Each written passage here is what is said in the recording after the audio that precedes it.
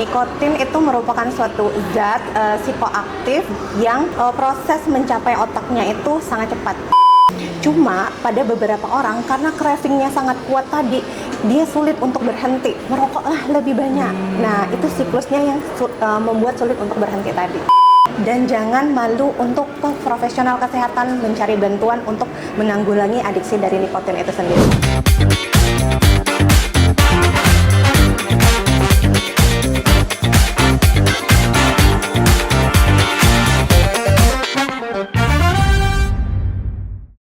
Assalamualaikum warahmatullahi wabarakatuh. Halo Sobat Usiners, kembali lagi nih sama saya Haris dalam acara podcast kita yang akan membahas seputar dunia kesehatan. Jadi kan teman-teman, kemarin kita udah membahas seputar bahaya dari rokok, efek samping, bahkan yang terberat bisa menyebabkan kanker dan sebagainya.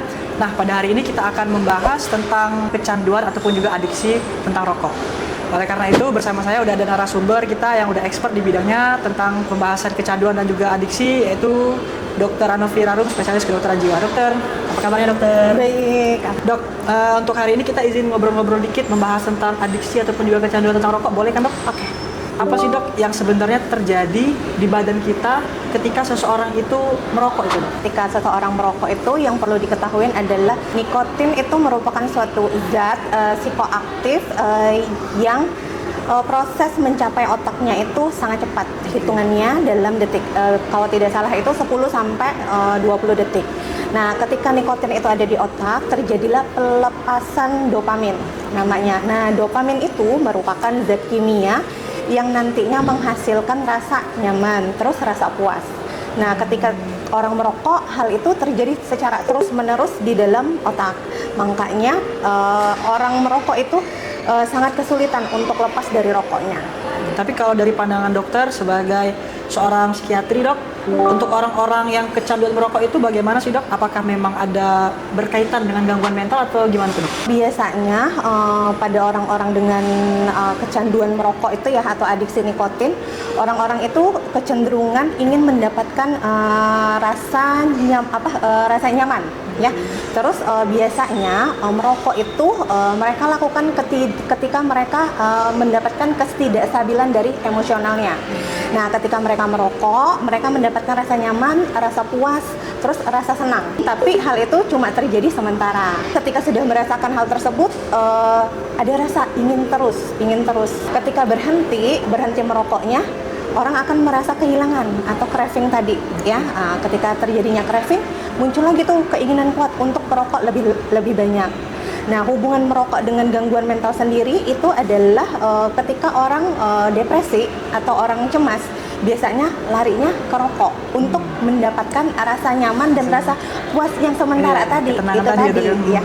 Kalau pada orang-orang misalkan yang sering stres ataupun juga sering cemas ataupun sedang mengalami masalah, kenapa sih dok mereka itu sangat sulit untuk berhenti dari merokok atau berhenti dari kecanduan nikotin itu dok? Kayak kenapa sih pelariannya harus selalu ke situ ya dok? Oke, baik. Kenapa sulit untuk berhenti merokok tadi?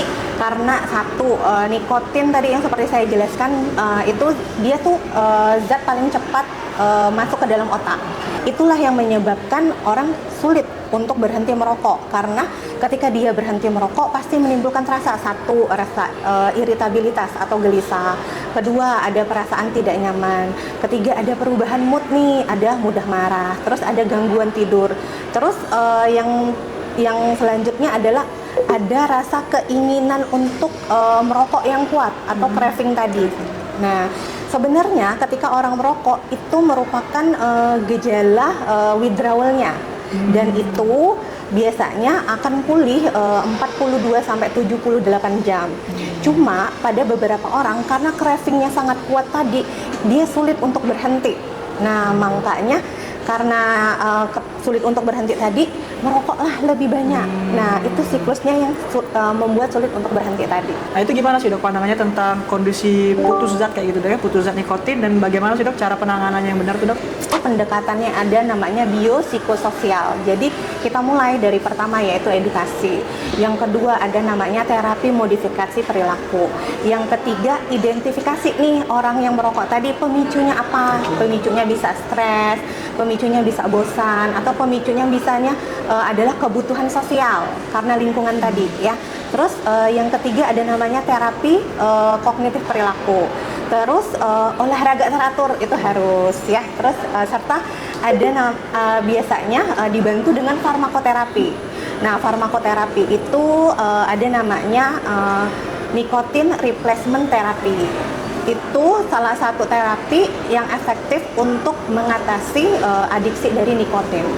Terus dok, mungkin bagi teman-teman Husiners yang masih merokok ataupun juga sebagainya kayak rokok elektrik gitu kan dok, apa sih dok langkah awal lah yang paling realistis untuk membantu mereka bisa biar terhindar ataupun juga bisa berhenti dari merokok itu dok?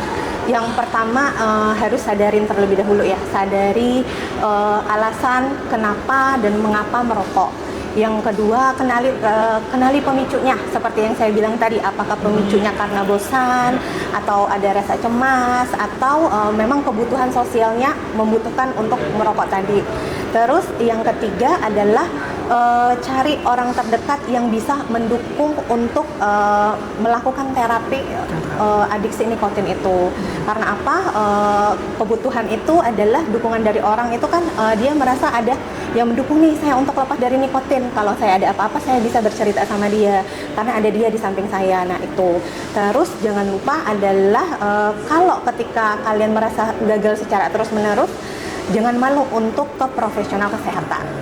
Tuh buat teman-teman Husiners, jadi kalau memang membutuhkan ataupun menginginkan untuk konsultasi lebih lanjut ataupun juga pengetahuan lebih dalam tentang bagaimana sih cara-cara untuk berhenti ataupun juga stop ataupun menghindari dari kecanduan rokok, itu bisa benar-benar datang ke profesional, dikonsultasikan dengan dokter yang profesional. Untuk kita sendiri di Geraha Eksekutif ini udah bisa ya dok, di Geraha SMA. Ya. Untuk praktiknya sendiri dokter setiap hari apa aja dok? Dari Senin sampai dengan hari Jumat. Jadwalnya boleh nanti silahkan tanyakan ke admin dari Geraha Eksekutif sendiri. Nanti dengan perjanjian dok ya nanti ya, untuk harinya bisa Senin sampai Jumat, nanti untuk jadwalnya bisa dibuat perjanjiannya. Oke dokter, yang terakhir nih dok, udah nggak dok closing statement seperti tips ataupun juga saran buat sobat-sobat Husiners di luar sana gitu dok? Oke baik, jadi untuk pengobatan dari adiksi nikotin itu membutuhkan pendekatan yang holistik, yaitu pendekatan biopsikososial.